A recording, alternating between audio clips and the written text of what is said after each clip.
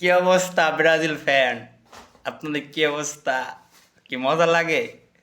লাগবে না? লাগবে, গরম লাগবে। আর গরম শরীরের মধ্যে একটা আলাদা গরমই পড়বে।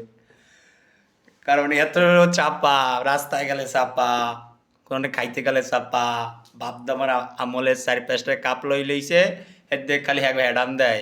এই যে ভাই, তোরা বলে 120 নামছো, তোকে চাপার ঠেলায় যাওয়া যায় না, বাইরে যাওয়া যায় না।